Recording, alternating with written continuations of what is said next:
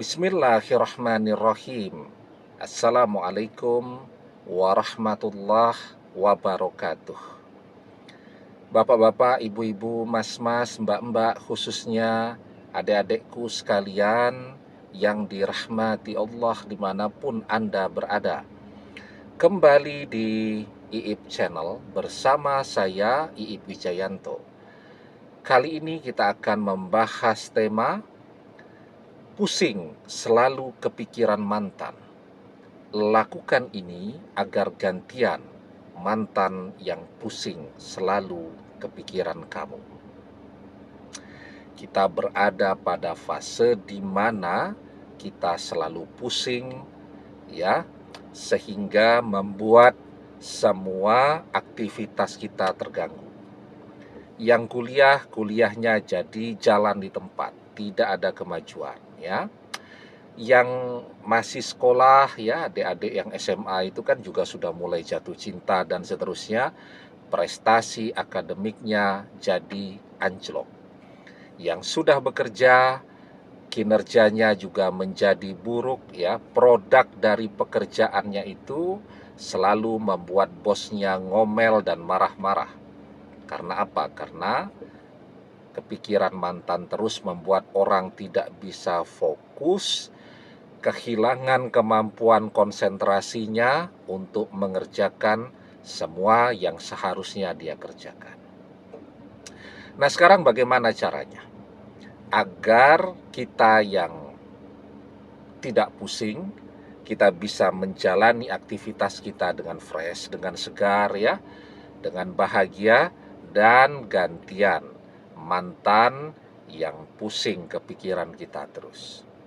Jadi yang pertama nih yang harus kita ketahui bahwa ketika mantan sedang kasmaran, sedang jatuh cinta, sedang sayang-sayangnya dengan orang ketiga, sedikit sekali waktu yang dia gunakan untuk memikirkan kita.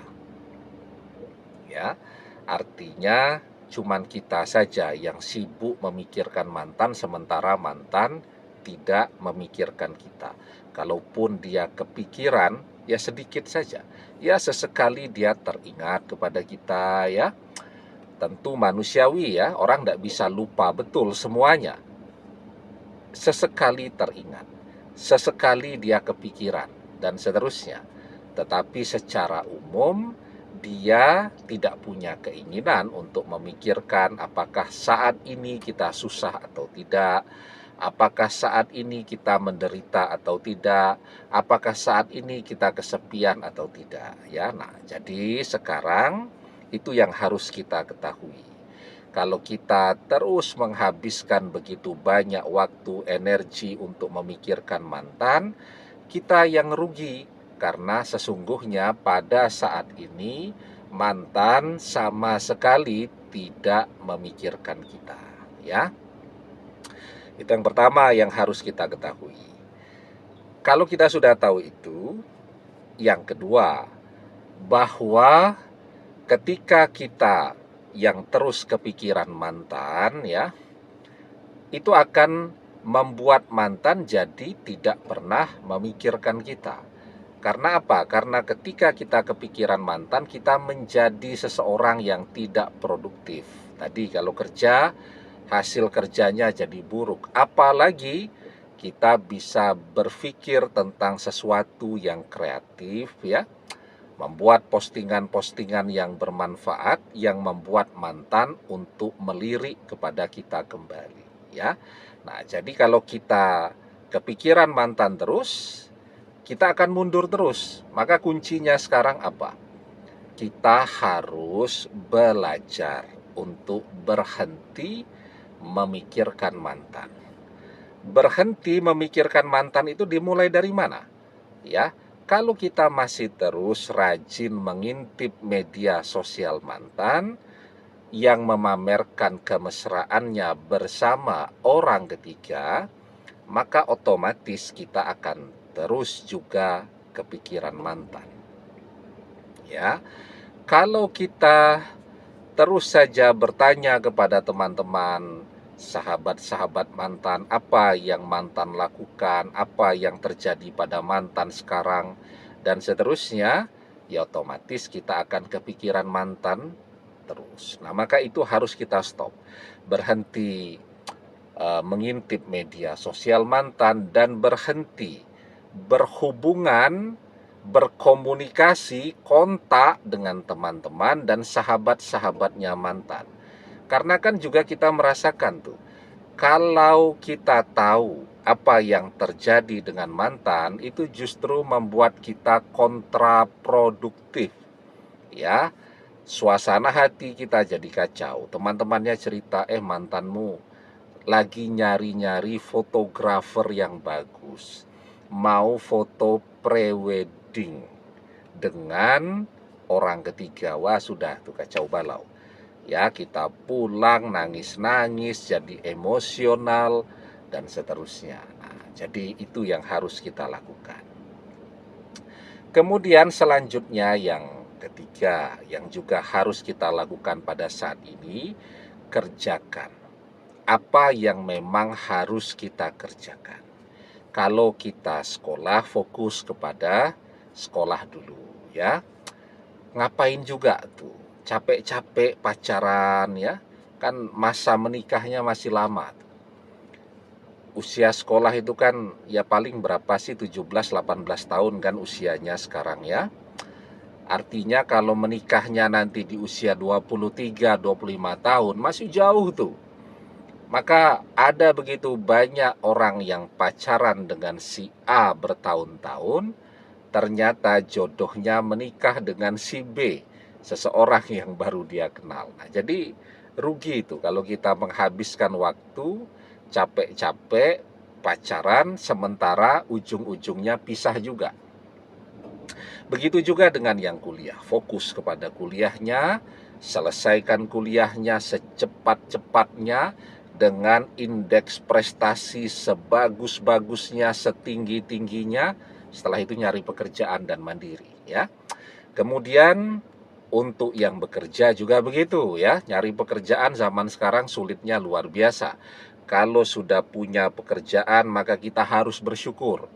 Cara kita bersyukur itu ya kita bekerja dengan sebaik-baiknya agar jangan sampai dipecat dari tempat kerja.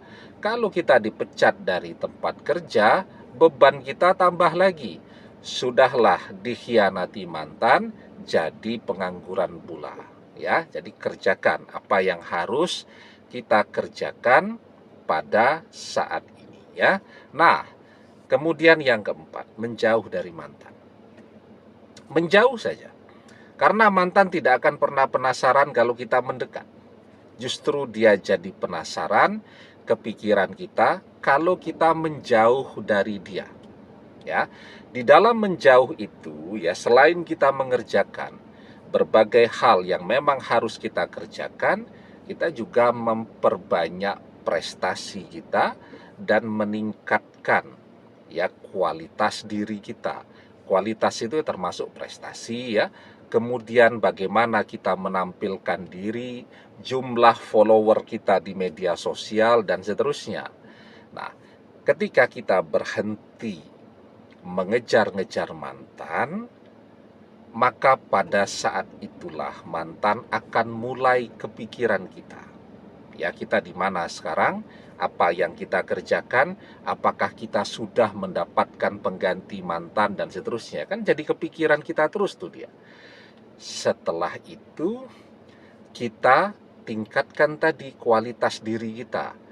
Sekarang kalau di media sosial kita memposting sesuatu, bukan posting yang meratapi perpisahan itu, tetapi kita posting sesuatu yang membuat orang mengagumi kita.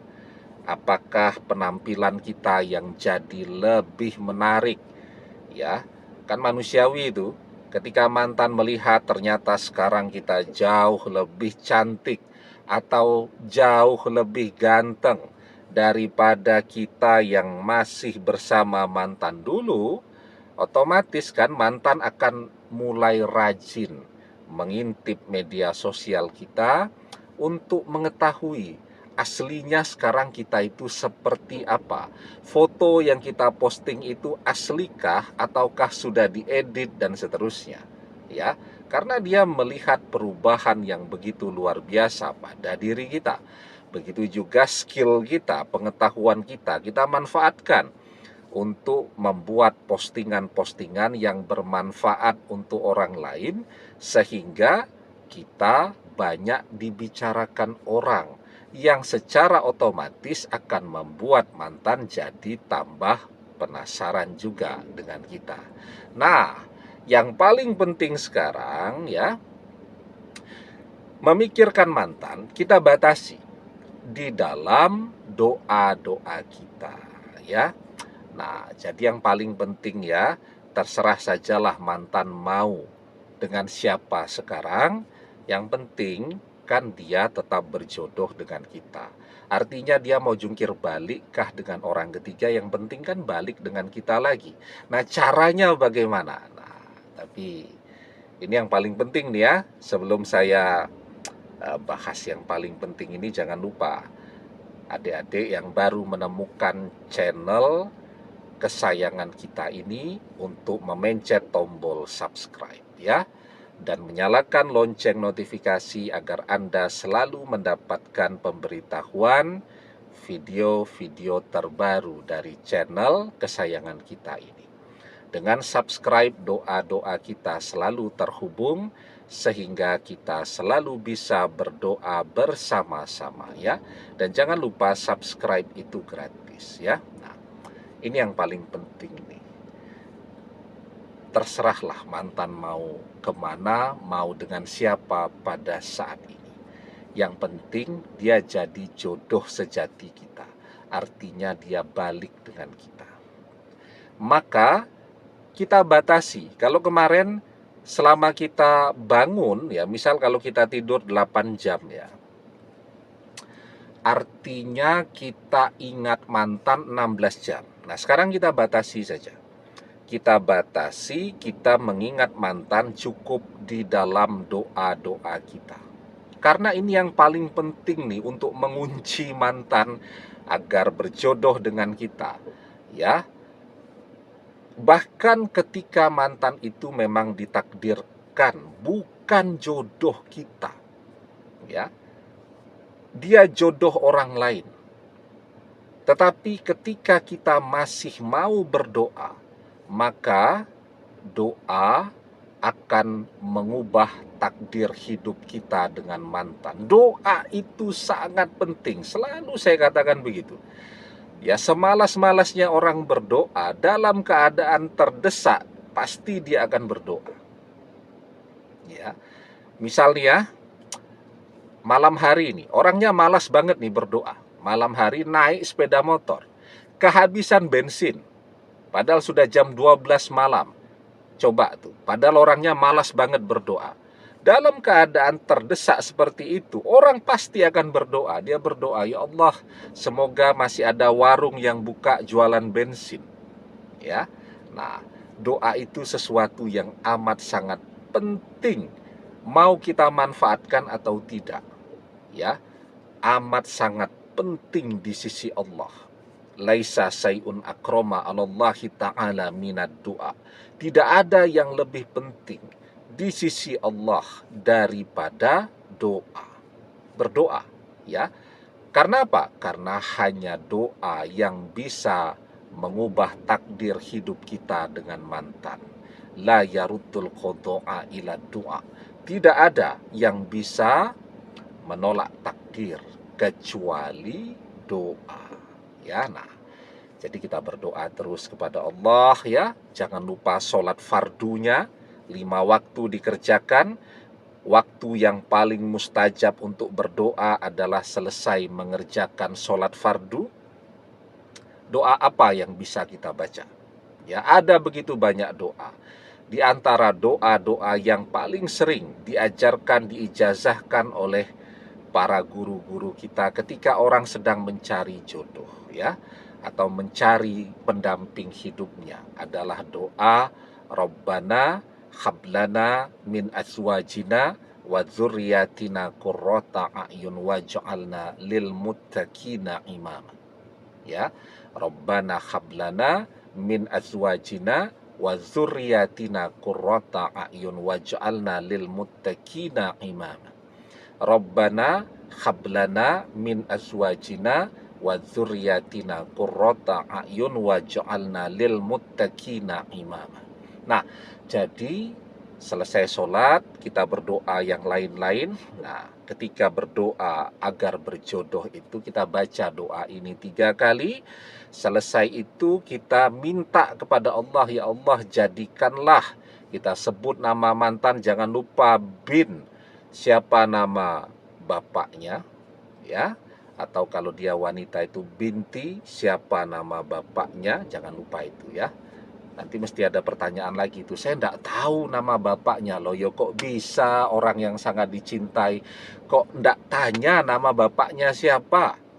Ya, jadi berdoa itu begitu. Kalau kita menginginkan seseorang, jangan lupa. Misal nama orang, kalau seperti nama saya kan agak jarang ya, Iip itu agak jarang. Tapi kalau yang lain-lain kan namanya banyak. Jadi misal orang itu namanya, kalau wanita misal namanya Sinta. Sinta tuh banyak. Ada jutaan orang namanya Sinta. Ada Sinta binti Bambang, ada Sinta binti siapa, ada Sinta binti ini itu dan seterusnya, banyak tuh. Kalau laki-laki ya, misal namanya Iwan. Iwan tuh banyak ya, Iwan bin siapa, Iwan bin siapa. Nah, maka jangan lupa tuh sebut nama bapaknya juga. Ya. Jadi agar mantannya mencintai kita, setia kepada kita, ketika kita sebut juga nama orang tuanya, tidak ada lagi penolakan dari keluarganya. Kan itu maksud dari berdoa itu tadi, menyebut nama bapaknya. Anaknya oke, orang tuanya merestui. Nah, kenapa para guru mengajarkan berdoa kalau nyari jodoh itu sebut nama orangnya juga sebut nama bapaknya, ya. Selalu pertanyaannya, boleh tidak Ustadz? Kalau berdoa itu tidak menyebut nama bapaknya, ya boleh-boleh saja. Makanya banyak terjadi anaknya mau, orang tuanya nolak. Karena ketika berdoa itu nama bapaknya tidak disebut. Maka jadi kesatuan. Nah, kita sebut nama bapaknya, kita minta kepada Allah. Ya Allah jadikan dia sebagai jodohku fid dunya wal akhirah. Amin. Jangan lupa ya, selesai berdoa baca sholawat. Sholawat ini penting nih, karena sholawat inilah yang akan memberikan energi kepada doa kita untuk naik ke pintu langit. Ya, inna du'a mauqufum bainas sama'i wal ardi la yas'adu minhu say'un hatta tusolli ala nabika sallallahu alaihi wasallam. Sesungguhnya doa itu diam antara langit dan bumi. Mauquf dia, diam. Ya, tidak naik ke atas hingga engkau membaca sholawat untuk Nabi Shallallahu Alaihi Wasallam. Jadi jangan lupa menutup doa tadi dengan membaca sholawat. Insya Allah kalau kita berdoa dengan tekun, ya, ahabbul a'mali ilallahi ta'ala adwamuha wa in qalla. Amalan yang paling Allah cintai adalah amalan yang dilakukan dengan tekun meskipun itu sedikit, ya. Nah, setiap selesai sholat fardu kita berdoa, ya Allah jadikan dia sebagai jodohku. Ya, kan tidak menghabiskan banyak waktu tuh. Paling lama kita berdoa 5 menit, ya. Setiap selesai sholat fardu artinya 5 kali sehari kita berdoa, ya. Berdoa dengan yakin, insya Allah dengan izin dan pertolongan Allah, mantan akan jadi jodoh kita. Mantan mencintai kita, orang tuanya pun merestui kita dengan mantan. Amin. Demikian, semoga bermanfaat. Wallahu a'lam bissawab, billahi taufiq wal hidayah. Assalamualaikum warahmatullahi wabarakatuh.